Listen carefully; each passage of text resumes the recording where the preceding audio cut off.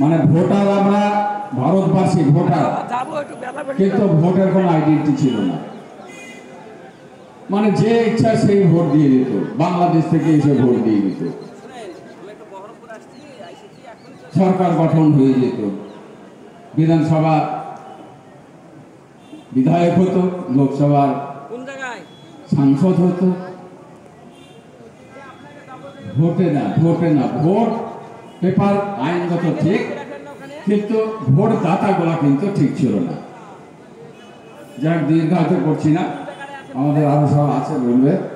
তো এই বিষয়টা নিয়ে আইডেন্টিটির জন্য সে 1993 সালে ধর্মতলায় ডাক দিয়েছিলেন, নো ইপিক নো ভোট। তো রাজভবনে গিয়ে তিনি সেই কথাগুলি বলতেন এবং লিখিতভাবে আজকে এই ভোটার কার্ড যাতে হয় তার কথা বলতেন।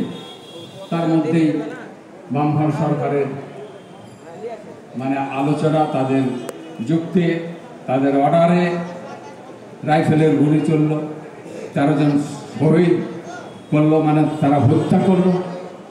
আমরা সেই 13 জনকে আমরা দেখেছি, আমি নিচে থেকে দেখেছি। আমি সেদিনকে মেট্রো সিনেমার সামনে দাঁড়িয়েছিলাম, বিশাল লোক, কিন্তু দুর্ভাগ্য মিটিংটা হলো না, ছত্রভঙ্গ হয়ে গেল। কিন্তু যে উদ্দেশ্য নিয়ে করেছিল আমাদের নেত্রী মমতা বন্দ্যোপাধ্যায়, আজকে সারা ভারতবর্ষে সেই উদ্দেশ্য পূরণ হয়েছে।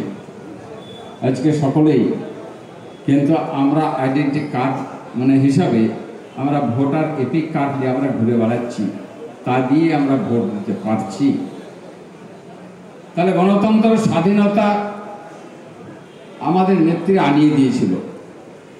তাই সেই যে আন্দোলন, সেই আন্দোলনের 1993 সালের আন্দোলনকে কন্টিনিউয়াসভাবে চালিয়ে যাচ্ছেন। প্রতি বৎসর তিনি বলেননি সেই শহীদদের স্মরণ করার জন্য ধর্মতলায় চলো, এই ডাক প্রতি বছর 1993 সাল থেকে চালু হয়েছে। প্রত্যেক বছর 21শে জুলাই সেই স্মরণ সভা সেখানে করেন, তিনি ভুলেননি।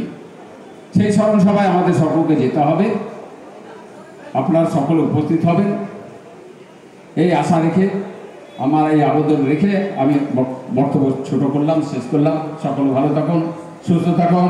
আমার মঞ্চের সমস্ত নেতৃত্ব, যত নেতৃত্ব আছে, সকলকে আমি আমার সালাম আদাব জানালাম, এবং আমার সামনে যারা আশেপাশে দাঁড়িয়ে বা বসে আছেন সকলকে আমি আমার ভালোবাসা জানিয়ে, আমার ধন্যবাদ জানিয়ে আমি বক্তব্য শেষ করছি। জয় হিন্দ, বন্দে মাতরম, তৃণমূল কংগ্রেস জিন্দাবাদ। আমাদের মমতা ব্যানার্জি তেনার আদর্শকে সামনে রেখে তেনাকেও ধন্যবাদ জানিয়ে এবং আমার নেতা অভিষেক মহাশয়কে তেনাকেও ধন্যবাদ জানিয়ে, এবং আমাদের মোশাররফ সাহেব রাজ্যের যে সংখ্যালঘু সভাপতি, তেনাকে ধন্যবাদ জানালাম। আমার আজকের যে প্রোগ্রামে কাউসার আলী আমাদের মুর্শিদাবাদ জেলার, তিনি আজকে দায়িত্ব পেয়েছেন, আজকে মহৎ একটা কাজ ব্লাড ডোনেশন উনি করাচ্ছেন, তার জন্য তেনাকে ধন্যবাদ জানিয়ে সকলকে ভালোবাসা জানিয়ে আদাব জানিয়ে আমার কথা শেষ করছি। সকলে ভালো থাকুন, সুস্থ থাকুন, ধন্যবাদ সকলকে।